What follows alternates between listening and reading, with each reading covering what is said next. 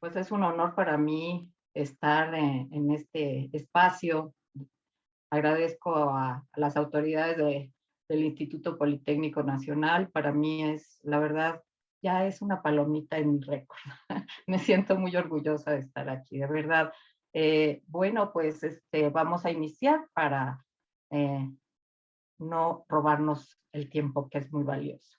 Bueno, pues vamos a colaborar en este proyecto tan amplio con este tema que pues es muy actual, que muchas personas han estudiado y que, bueno, voy a tratar de exponer brevemente y después permitir las preguntas, porque aquí lo importante no es conocer una teoría o muchas teorías, sino ver qué hacemos con esto que nos está pasando, que a muchas personas en México, bueno, tenemos ya un número de 400,000 muertos en México o más, casi el medio millón. Entonces estamos hablando de una situación familiar y social pues muy, muy grave, ¿no? O sea, no grave en el sentido de que sea irreparable o irremediable, sino que es un proceso muy difícil a lo que nos estamos enfrentando. Eh, y esto le llamamos, pues, que ante la ausencia va a haber pérdidas, ¿no? ¿Y qué pasa cuando perdemos algo valioso o a alguien significativo? Pues que hay mucho dolor. Es un dolor que no tiene, que la palabra se queda corta, ¿no? O sea, cuando es alguien muy significativo, hay grados, yo lo sé, pero entre más cercana a la persona, más dolor. Y la palabra se queda corta para saber, y todos creo que aquí lo hemos experimentado, que es una realidad humana, ¿verdad? Pues se nos parte el alma, se nos parte el corazón, nos duele el corazón. Pero ante esto es irremediable seguir con la vida. Y entonces inicia un proceso de duelo, que también es natural. Es natural salvo que lo impidamos de alguna manera, o sea, que lo bloqueemos.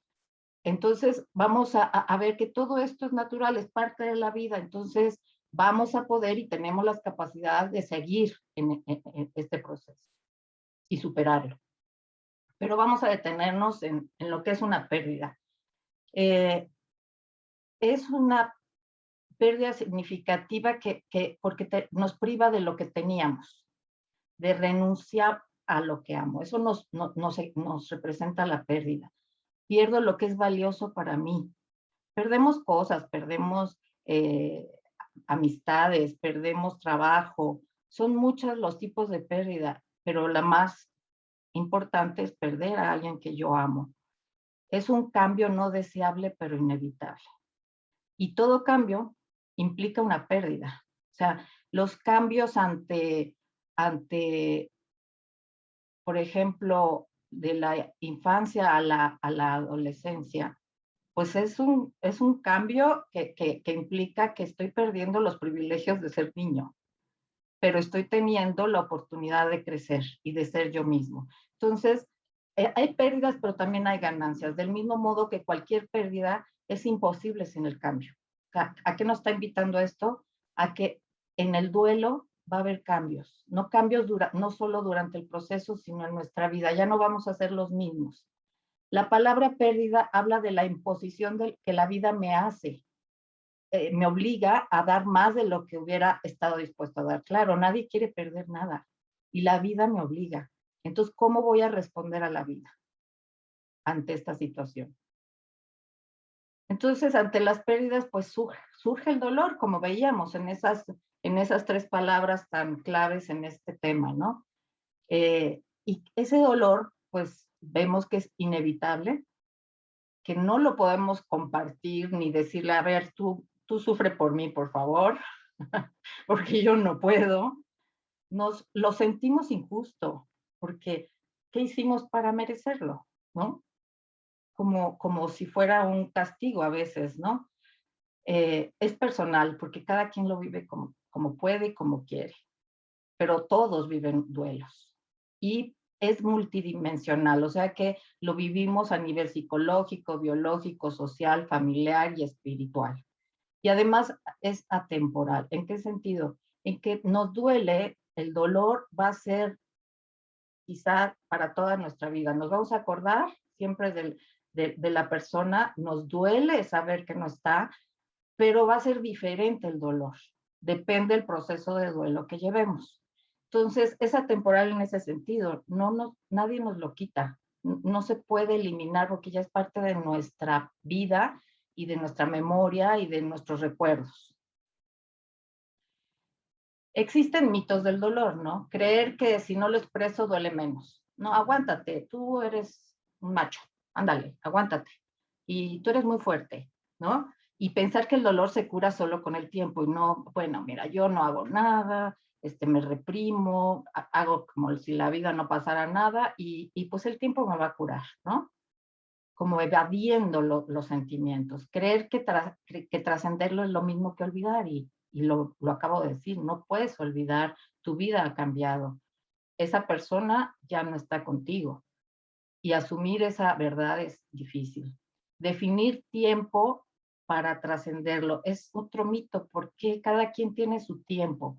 En los manuales de diagnóstico nos dicen que si más de 2 años empieza a tener cierto número de síntomas de que no ha olvidado, de que no puede hacer su vida, etcétera, este, pensamos, ya dicen que es complicado y patológico. Y puede ser si tenemos muchos síntomas y si nuestra vida ya no es funcional. Puede ser, también se complican los duelos, no digo que no, pero tampoco podemos definir un duelo, porque puede ser que dentro de muchos años yo siga haciendo ciertas ceremonias que me siguen ayudando, ¿no?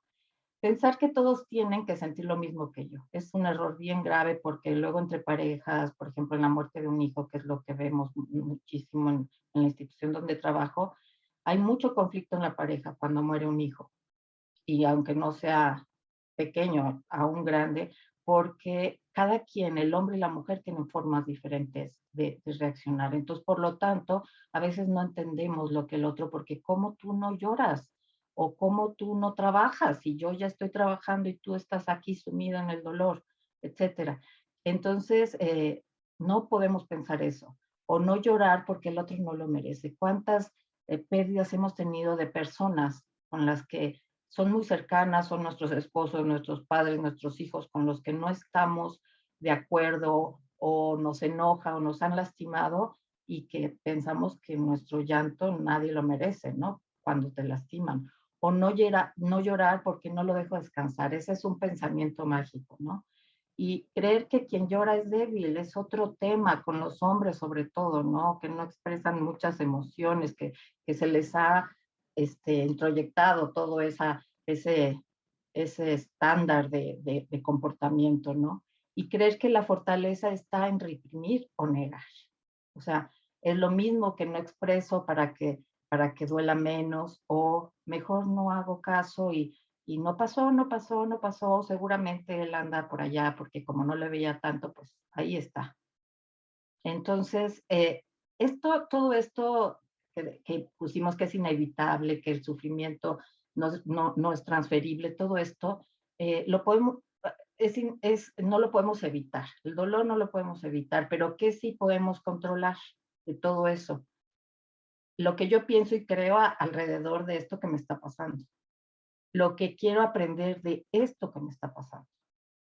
Porque es muy importante no quedarnos solo con la experiencia sin reflexionar en ella, porque yo voy a seguir con mi vida, tengo esa responsabilidad conmigo mismo. Y además, si pensamos en nuestro ser querido, creo que es algo que quisiera, ¿no? O al menos siempre deseo lo mejor para mí, ¿no? Tu gratitud por lo que tienes, porque pensamos en lo que no tenemos o lo que hemos perdido, pero no en lo que sí tenemos. Eh, puedo, puedo controlar lo que hago alrededor de este evento. Puedo controlar quién está conmigo y quién no, ¿no? Puedo hacerlo, aunque parece que no, que la gente va y a veces hay gente que ni siquiera le duele y ahí está en el velorio, etcétera, pero no es cierto, podemos nosotros al menos dejar entrar a mi intimidad a quien yo quiera. ¿No? Cómo tratar a los demás, también yo defino cómo tratarlos, ¿no? Y en lo que me voy a esforzar para trabajar en qué cosas le tengo que echar ganas, yo lo decido. Y lo que digo alrededor y qué digo y qué no digo, también tengo ese poder de controlar. O sea, no estamos indefensos ante el duelo. Pero bueno, entramos a esta triste realidad, ¿no? El fallecimiento de alguien significativo para nosotros eh, como consecuencia de esta pandemia. Porque obviamente este tema pues se ha agravado, es natural la pérdida y los duelos en la vida. Si algo tenemos seguro es eso, ¿no? Que la muerte es la única certeza que tenemos, ¿no? Todo lo demás lo vamos construyendo o nos va pasando. Pero entonces, ¿qué pasa? ¿Qué impacto tuvo en la pandemia en nosotros? Vivimos con miedo ante esa crisis sanitaria. Todo el tiempo tuvimos mucho miedo y sobre todo en los picos, ¿no? De esas curvas. Al principio que no sabíamos cómo cuidarnos fue un impacto, ¿no? Cómo venía esa pandemia desde Europa y empezó en América. O sea, la veíamos venir y no sabíamos qué nos iba a pasar. Esa incertidumbre fue muy crítica, provocó mucha ansiedad, cambió, impactó nuestra manera de vivir, ¿no? Al principio el confinamiento y después, pues, cómo nos teníamos que cuidar, que ya no había reuniones, ya no había, y entonces, pues, cambió nuestra forma de relacionarnos. Empezamos a explotar todos estos medios digitales para poder vernos a la cara, ¿no?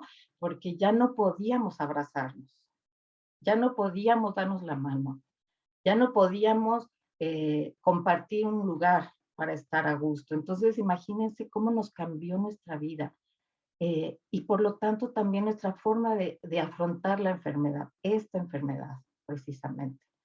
Porque no teníamos como que conocimiento primero, había mucha incertidumbre y después la gravedad tan inminente, o sea, los procesos de enfermedad del COVID cuando pegaban y antes de la vacunación fueron tremendos, ¿no? Entonces sabemos que lo llevo al hospital, no lo llevo, y más después que veíamos el número de muertos en el hospital y que estaban llenos los hospitales y todo esto, imagínense cuánta angustia, ¿no? Y por lo tanto, si fallecía nuestro ser querido, pues la manera de afrontarnos impactó, es diferente, ¿no? Totalmente. Muchas veces elegíamos que en la vida normal elegimos, pues si la persona quiere morir en la casa, pues lo cobijábamos en la casa, pero si nos tocaba en un hospital o en la calle, bueno, pues era como lo común, lo normal, pero aquí se sale de lo normal porque no podemos estar con nuestro enfermo, con la persona fallecida, no lo podemos ver, no podemos constatar muchas veces que era él el que estaba en ese féretro. Qué angustia tan grande, qué desesperación el que no me dejen verlo, el que nada más, que ni siquiera me enseñaron el ataúd, que me dieron un papel nada más diciéndome que había fallecido y que después me entregaron una urna con cenizas, sin yo saber si era mi allegado, mi familiar.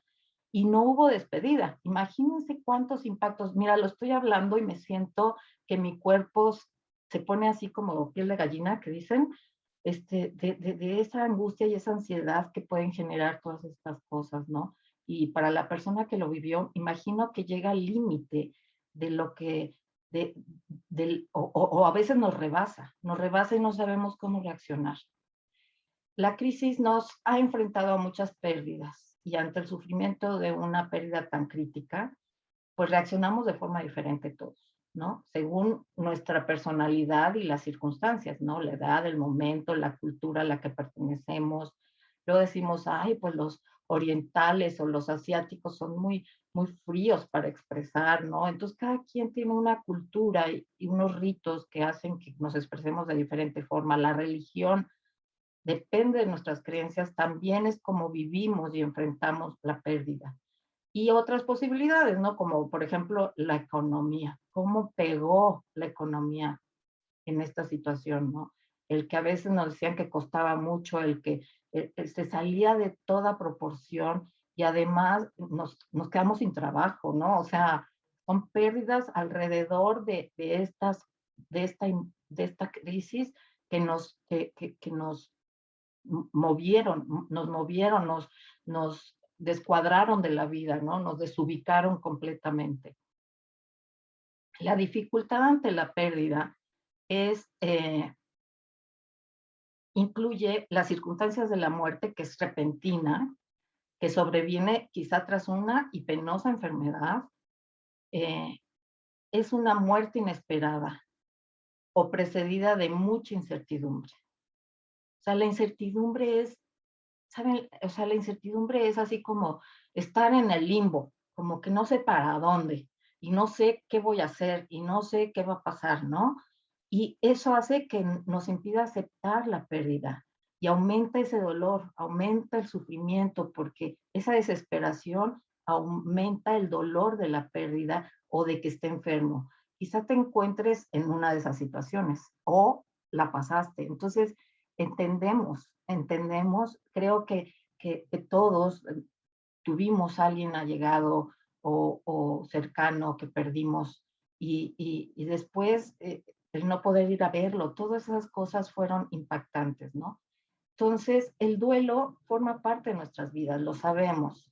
Y sabemos que pasamos diferentes fases y hemos leído de Kubler-Ross o a lo mejor no, pero decimos, bueno, pero primero está que aceptes, luego expresas tus emociones. Vas a ver que en esta aceptación poco a poco pues sí, puedes pasar un momento depresivo, pero después tú puedes transformar ese dolor, etcétera. Sí, pero esas emociones no son estáticas, parecería que es uno, dos, tres, no, o sea, no podemos dar esos pasos, no somos así, cada quien lo vive diferente y por eso la parte emocional no es estática, entonces podemos ir y venir de un estado de ánimo a otro.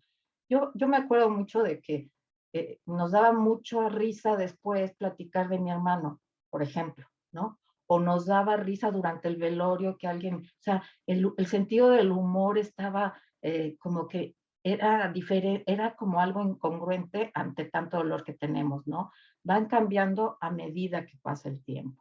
Y eso es cierto, conforme pasa el tiempo, pues vamos sintiendo un dolor diferente. A mí me dijo mi papá ante la muerte de su hermano que se suicidó, me dijo, después de muchos años, le digo, ¿y cómo vives esto? Yo ya estaba en la universidad, le dije, ¿cómo vives eso de mi tío, no? Porque le pegó muchísimo por la forma del duelo, ¿no? De la muerte. Y me dijo, pues siento mucho dolor, pero diferente, como lo siento dulce, como que me recuerdo con él, me recuerdo como éramos de chicos. O sea, entonces va quedando un dolor dulcificado, ¿sí? Por los buenos recuerdos. Pero en el momento del duelo podemos sentir una tristeza y abatimiento de que no lo podemos soportar. Pensamos que nos vamos a volver locos verdaderamente. Sentimos mucho coraje, mucha rabia. Podemos insultar a las autoridades, a la vida, a Dios, es a la persona que murió, ¿no? ¿Por qué te moriste? ¿No? La impotencia de no poder cambiar ese hecho es muy grave. La culpa de cómo no le pedí perdón, cómo tendría que haberle hecho caso a todo esto, o no debimos haber ido a esa fiesta donde se contagió, etcétera. Y pues podemos entrar en shock, sobre todo es la primera reacción, ¿no? De que, ¿qué pasó? No, no es cierto, no se murió, no me lo creo, ¿no? Y podemos permanecer mucho en eso y sobre todo cuando no tenemos el cuerpo y no lo velamos y no hacemos esos ritos, pues creemos, no podemos creer, no lo materializamos, ¿no? Y es como cuando se muere alguien y no recuperan el cuerpo en un accidente, por ejemplo, ¿no? O que vive muy lejos y entonces, pues claro, imaginas que está allá y no lo está, ¿no? Este, no te lo crees. Pero también podemos sentir alivio de que esa persona ha dejado de sufrir, de que ahora está en paz y que pues, si soy víctima de una pérdida, pero eh, pensando que por qué me ha pasado a mí y qué he hecho yo para merecerlo, ¿no? Pero el alivio es que él ya no sufre. Claro que sufrimos nosotros mucho, porque no está él, pero tenemos la capacidad y la posibilidad de transformar ese dolor. Vamos a pensar que sí hay tareas para realizar en donde yo puedo saber si ya elaboré mi duelo, ya terminé mi duelo como tal. Esas tareas de duelo las plantea un autor que se llama Worden. Y cada una nos puede llevar el tiempo que nosotros tengamos que, pues, que transcurrir o que transitar, ¿no? El aceptar la pérdida como que es, bueno, sí se murió, salir del shock, ok, sí se murió. No tanto que yo la acepte de que diga yo, ah, bueno, ya no pasa nada, yo ya tengo mi vida, no, sino de nada más digo, sí se murió, puedo partir de esa realidad, ¿sí? Y entonces permitirnos el dolor ante esa realidad y saber que se nos pasará. O sea, ese es transitar entre mi pérdida, entiendo que me duele, entiendo que tengo que fluir con ese dolor, enojo, rabia, culpa, pero no hay dolor que dure 100 años, ni cuerpo que lo aguante, ¿verdad? Entonces, sabemos qué va a pasar. Ese es lo maravilloso, no es como una enfermedad terminal o como algo que ya cambió y no va a volver, ¿no? O sea, o sea, ya no va a volver en mi juventud. Entonces, eso, el dolor por perder, pues me tengo que adaptar y entonces ya mejor aceptar lo que sí tengo, ¿no? Y sé qué pasa, sé qué pasa. Saber vivir sin esa o esas personas que ya no están es adaptarnos a funcionar sin esa persona. Puede ser que esa persona, nuestro esposo, por ejemplo, hacía toda la parte de ir a pagar esto, de no sé qué, y además es el que trae el dinero y todo esto, pero ahora lo tengo que hacer yo. Entonces tengo que aprender a vivir sin esa persona, ¿no? Eh, y recolocarla emocionalmente, eso es muy importante, porque ya acepté su pérdida, ya transité por todas las emociones y fui entendiendo y modulándolas y pude aprender a vivir y adaptarme a la vida sin esta persona. Pues ahora esa persona tiene, no podemos decir que el vínculo se terminó, el vínculo continúa, ¿sí? No, porque pensamos que hay que soltar a la persona, hay que dejarla ir, porque si no la dejamos ir, la persona no va a descansar, ¿no? Y no, ¿por qué la voy a dejar ir? Simplemente va a estar conmigo de otra manera, ya no físicamente, solo espiritualmente. Y yo la puedo recolocar en cualquier lugar, hasta un lugar físico donde yo sepa que está, o en un objeto que signifique esa persona, o en mi corazón simplemente, ¿no? Entonces, podemos continuar nuestra vida desde ahí, porque ya no es cargar al muertito toda la vida, ¿no? Sino poder decir, aquí se queda, él está bien, o imaginarlo en el cielo, o según nuestras creencias, donde esté y con quien esté, ¿no? Y sabemos que estos rituales que se han dado en todos los tiempos, en todas las culturas, y a veces son tradiciones muy arraigadas y no podemos negar que en México, pues, como lo vimos a principio de este mes, pues son muy arraigadas, ¿no? De todos los años. Además, pues cuando está una persona, todas las expresiones de luto que tenemos son muchísimas, muchas rituales y ceremonias, ¿no? La despedida es prácticamente lo que se nos limita, o sea, en esta crisis. Por prevención, no está permitido que nos despidamos. Eh, y estamos acostumbrados a eso, ¿no? O sea, alguien que se va, pues antes y si no lo pudiste despedir en vida, pues haces una despedida ahí, ¿no? O sea, ya vete en paz, ¿no? Ya aquí nosotros vamos a estar bien, etcétera. Y eso nos ayuda a aceptar la pérdida. Ya no lo podemos negar, es lo que decíamos, si no vemos, si no estamos ahí, si no despedimos, es difícil aceptarla, ¿no? Y sobrellevar mejor este duelo. Y las circunstancias suelen llevar aparejada gran incertidumbre, que es lo que estábamos pasando, viendo. Entonces, muchas veces ni siquiera pensamos en esa despedida, ¿no? Es como bloquear eso y seguir, ¿no? Porque ya nos exige otras cosas el momento, son circunstancias pues atípicas, ¿no? Y de ahí surge una impotencia, el enojo y la desesperación porque no hay una despedida. Aunque no nos demos cuenta que no la hemos hecho, siempre decimos un adiós en ese momento, en el velorio. Siempre decimos un adiós, aunque sea leve, sin tantos discursos, ¿no? Entonces, si no lo hacemos, de verdad nacen todos estos sentimientos donde no podemos, porque no los podemos acompañar en la enfermedad en sus últimos momentos, porque no nos permiten prepararnos para este proceso. Imagínense, o sea, eh, estamos siempre con la información de que está bien, y de repente, ¡pum!, ya se murió. O sea, ha sido muy fuerte este proceso, ¿no? Esta crisis. Y la dificultad de compartir con los familiares y amigos este proceso ha sido otra cosa gravísima. O sea, no poder hacer un velorio con nuestros amigos, nuestros familiares, sino nada más está la familia nuclear y eso sí nos va bien, ¿no? Entonces, en el entierro, si guardamos las cenizas, etcétera, ¿no? Y entonces, ¿a qué circunstancias nos vamos a enfrentar? Pues tenemos la pérdida física, inevitable.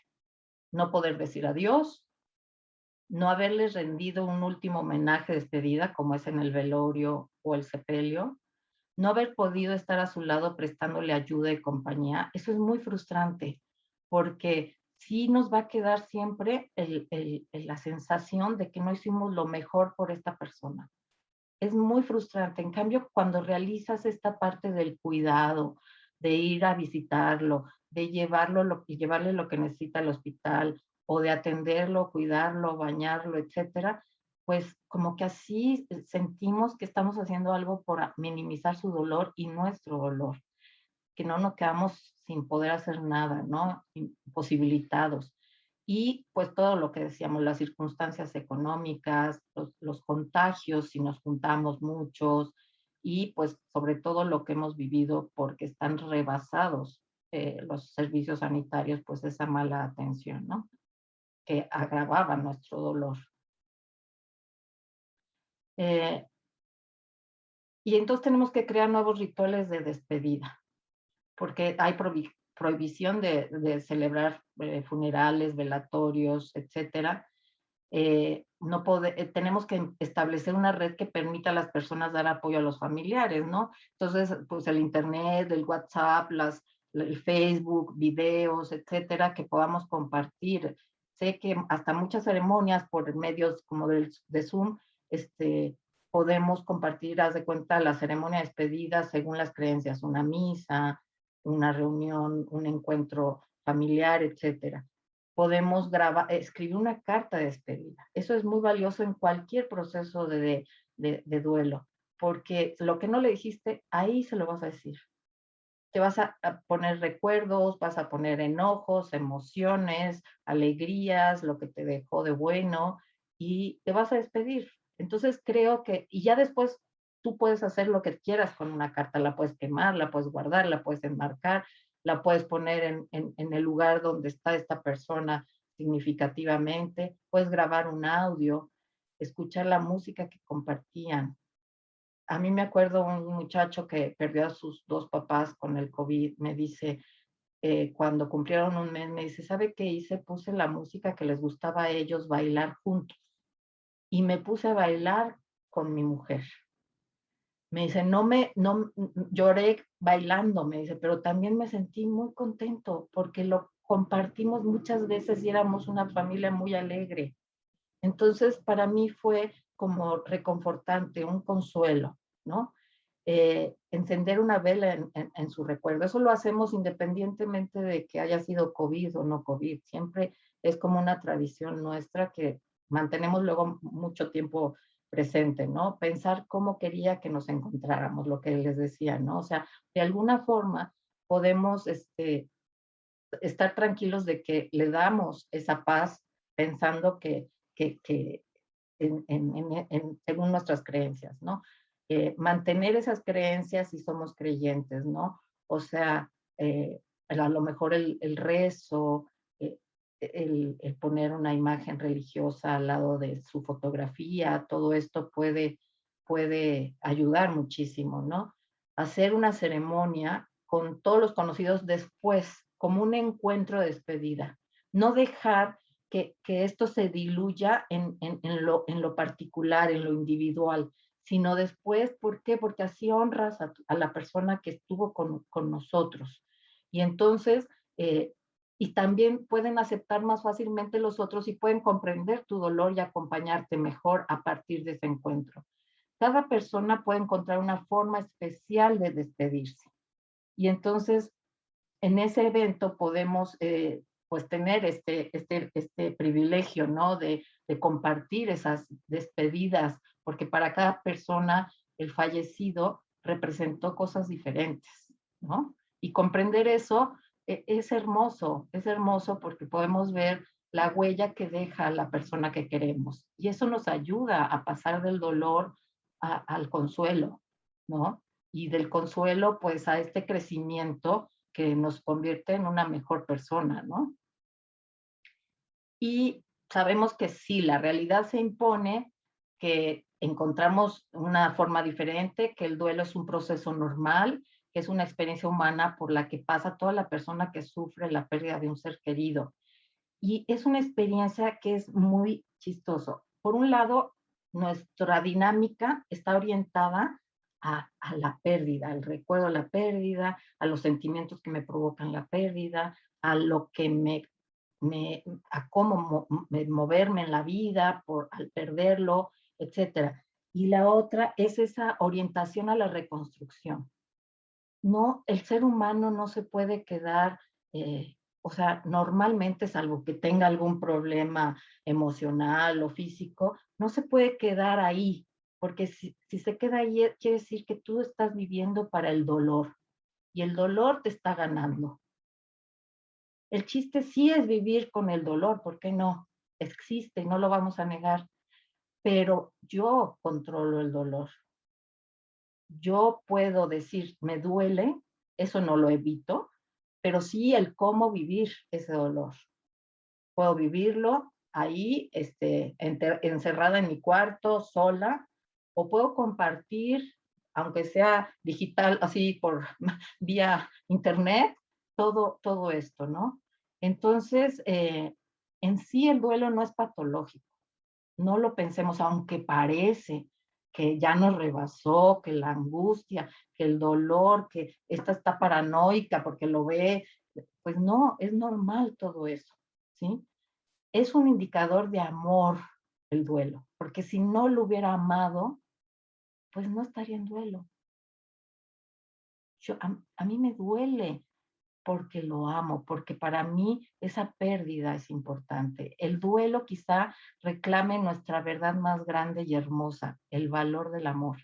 Fíjense cómo ese crecimiento que es postraumático, porque no cabe duda que el tipo de muerte por COVID es traumática. Y entonces para la persona allegada es traumático, porque además las circunstancias lo hacen más traumático. Entonces, este crecimiento postraumático va a hacer de nosotros una mejor persona y además va a darnos elementos para poder afrontar la vida. O sea que crecemos. Claro, si nunca tenemos una experiencia de muerte, haz de cuenta, ya tienen 30 años y nunca han fallecido a ninguna persona cercana, de verdad se siente que esa persona que dice, no puedo porque yo no sé esto. Y claro que puede porque es algo normal, ¿no? Y porque amo a la persona y porque sé que voy a salir adelante. Pero qué riqueza tan grande nos deja transitar en este dolor que no es deseable para nadie, pero que sí nos va a dar un crecimiento personal tan grande que vamos a poder afrontar la vida de mejor manera. Y hacia eso tenemos que ir. Esa debe ser nuestra consigna ante este dolor, ante estas pérdidas tan grandes. Bueno, pues hasta aquí mi presentación.